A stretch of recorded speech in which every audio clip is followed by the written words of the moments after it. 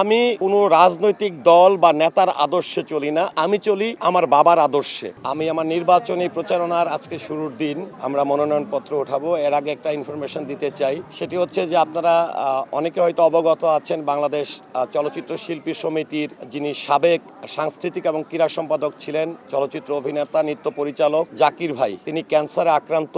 ওনাকে ইন্ডিয়া থেকে ফেরত দিয়েছে এবং দীর্ঘদিন ধরে তিনি ক্যান্সার হাসপাতালে দৌড়াদৌড়ি করছিল। আজকে আমার ভালো লাগছে যে নির্বাচনী প্রথম প্রচারণার দিনে আমি একটি ভালো কাজ করতে পেরেছি। শিল্পীরা যে কারণে নেতৃত্ব চায়, যে কারণে শিল্পী সমিতিকে পাশে পায়, আজকে মাননীয় স্বাস্থ্যমন্ত্রী মহোদয়ের হস্তক্ষেপে এবং শিবাসানু ভাইয়ের হস্তক্ষেপে আমি সক্ষম হয়েছি আজকে জাকির ভাইকে হাসপাতালে ভর্তি করতে, এবং আমি দেশবাসীর কাছে এবং সকলের কাছে জাকির ভাইয়ের জন্য দোয়া প্রার্থনা করছি। যেহেতু এটি নির্বাচনের একটি বিষয়, আর নির্বাচন সংগঠন কেন, এটাও কিন্তু এটার একটা অংশ। সেটি হচ্ছে যে নির্বাচনের বিষয়টি যদি বলেন, যে আমি আসলে একটু আতঙ্কেও আছি, কারণ আমি সবার ছোট, আমি অনেক বড় সেলিব্রিটি না, তবে সেবক হিসাবে, ছোট ভাই হিসাবে আমাকে সবাই গত পিরিয়ডে 2024-26 বাংলাদেশ চলচ্চিত্র শিল্পী সমিতি নির্বাচনে তারা তাদের সেবা করার সুযোগ দিয়েছিল, শিল্পী সমিতির নেতৃত্ব দেওয়ার সুযোগ দিয়েছিল। তো সেই জায়গা থেকে এসে গতবারের অনুভূতি ছিল নতুন ভোটার হয়ে নির্বাচন করছি, আর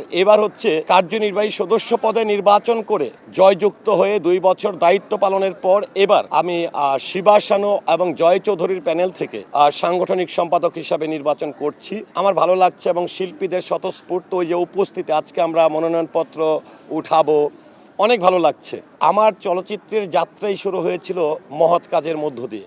সেটি আপনারা জানেন যে বিএফডিসির আধুনিক যে কেন্দ্রীয় জামে মসজিদটি, যেটি আমার তত্ত্বাবধানে আমার প্রিয় শ্রদ্ধাভাজন আঙ্কেল, যিনি চলচ্চিত্রের সঙ্গে যুক্ত না, যিনি না চলচ্চিত্র নির্মাতা, না পরিচালক, না শিল্পী, তিনি আমার সেই দাবি রেখে বিএফডিসিতে আধুনিক একটি কেন্দ্রীয় জামে মসজিদ করে দিয়েছিল, যার বাজেট 3.25 কোটি টাকা। এখন ভালো লাগে, আমি উৎসাহিত হই, অনুপ্রাণিত হই যে যখন দেখি যে মানুষ সেই ঝর্ণা স্পট, পরিত্যক্ত ঝর্ণা স্পটের দিকে মানুষ ছুটে যায়, ছবি ওঠায়। পাশাপাশি যে শিল্পীদের নিয়ে যে কাজ করা, আমি সবসময় আমার সামাজিক যোগাযোগ মাধ্যম ফেসবুকে একটি স্ট্যাটাস দিয়ে থাকি, সেটি হচ্ছে যে আমি কোনো রাজনৈতিক দল বা নেতার আদর্শে চলি না, আমি চলি আমার বাবার আদর্শে। আজকে যে আমি সমাজসেবা করি, আজকে আমি সোশ্যাল ওয়ার্ক করি, আমি শিল্পীদের কল্যাণে কাজ করি, সেটি আমার বাবা করতেন।